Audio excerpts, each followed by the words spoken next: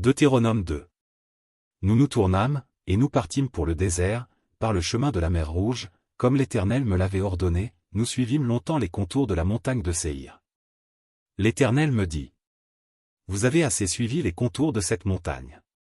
Tournez-vous vers le nord. Donne cet ordre au peuple: vous allez passer à la frontière de vos frères, les enfants d'Ésaü, qui habitent en Séhir. Ils vous craindront, mais soyez bien sur vos gardes. Ne les attaquez pas, car je ne vous donnerai dans leur pays pas même de quoi poser la plante du pied. J'ai donné la montagne de Séhir en propriété à Ésaü. Vous achèterez d'eux à prix d'argent la nourriture que vous mangerez, et vous achèterez d'eux à prix d'argent même l'eau que vous boirez. Car l'Éternel, ton Dieu, t'a béni dans tout le travail de tes mains, il a connu ta marche dans ce grand désert. Voilà 40 années que l'Éternel, ton Dieu, est avec toi, tu n'as manqué de rien. Nous passâmes à distance de nos frères, les enfants d'Ésaü, qui habitent en Séhir, et à distance du chemin de la plaine, d'Élat et d'Étjon-Gébé, puis nous nous tournâmes, et nous prîmes la direction du désert de Moab. L'Éternel me dit: N'attaque pas Moab, et ne t'engage pas dans un combat avec lui, car je ne te donnerai rien à posséder dans son pays, c'est aux enfants de l'eau que j'ai donné à Er en propriété. Les Émim y habitaient auparavant, c'était un peuple grand, nombreux et de haute taille, comme les Anakim.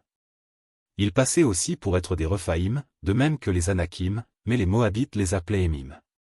Séhir était habité autrefois par les Horiens, les enfants d'Ésaü les chassèrent, les détruisirent devant eux, et s'établirent à leur place, comme l'a fait Israël dans le pays qu'il possède et que l'Éternel lui a donné. Maintenant levez-vous, et passez le torrent de Zéred. Nous passâmes le torrent de Zéred. Le temps que durèrent nos marches de Kadès-Barnéa au passage du torrent de Zéred fut de 38 ans, jusqu'à ce que toute la génération des hommes de guerre eût disparu du milieu du camp, comme l'Éternel le leur avait juré. La main de l'Éternel fut aussi sur eux pour les détruire du milieu du camp, jusqu'à ce qu'ils eussent disparu. Lorsque tous les hommes de guerre eurent disparu par la mort du milieu du peuple, l'Éternel me parla, et dit: Tu passeras aujourd'hui la frontière de Moab, à Er. Et tu approcheras des enfants d'Ammon.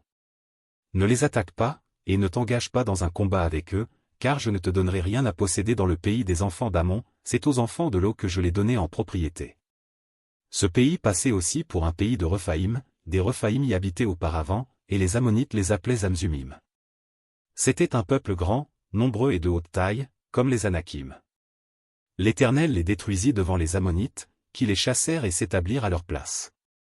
C'est ainsi que fit l'Éternel pour les enfants d'Ésaü qui habitent en Séhir, quand il détruisit les Horiens devant eux, ils les chassèrent et s'établirent à leur place, jusqu'à ce jour. Les Aviens, qui habitaient dans des villages jusqu'à Gaza, furent détruits par les Caphtorim, sortis de Caphtor, qui s'établirent à leur place. Levez-vous, partez, et passez le torrent de l'Arnon.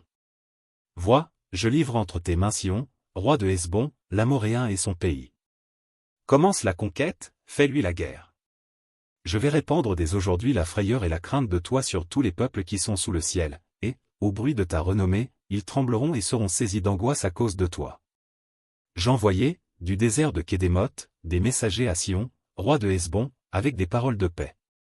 Je lui fis dire: Laisse-moi passer par ton pays, je suivrai la grande route, sans m'écarter ni à droite ni à gauche. Tu me vendras à prix d'argent la nourriture que je mangerai, et tu me donneras à prix d'argent l'eau que je boirai, je ne ferai que passer avec mes pieds. C'est ce que m'ont accordé les enfants d'Ésaü qui habitent en Séhir, et les Moabites qui demeurent à Er accordent-le aussi, jusqu'à ce que je passe le Jourdain pour entrer au pays que l'Éternel, notre Dieu, nous donne. Mais Sion, roi de Hesbon, ne voulut point nous laisser passer chez lui, car l'Éternel, ton Dieu, rendit son esprit inflexible et endurcit son cœur, afin de le livrer entre tes mains, comme tu le vois aujourd'hui. L'Éternel me dit: Vois, je te livre dès maintenant Sion et son pays. Sion sortit à notre rencontre, avec tout son peuple, pour nous combattre à Jaha. L'Éternel, notre Dieu, nous le livra, et nous le bâtîmes, lui et ses fils, et tout son peuple. Nous prîmes alors toutes ces villes, et nous les dévoîmes par interdit, hommes, femmes et petits-enfants, sans en laisser échapper un seul. Seulement, nous pillâmes pour nous le bétail et le butin des villes que nous avions prises. Depuis Aroër sur les bords du torrent de l'Arnon, et la ville qui est dans la vallée, jusqu'à Galade, il n'y eut pas de ville trop forte pour nous, l'Éternel, notre Dieu, nous livra tout. Mais tu n'approchas point du pays des enfants d'Ammon, de tous les bords du torrent de Jabbok, des villes de la montagne, de tous les lieux que l'Éternel, notre Dieu, t'avait défendu d'attaquer.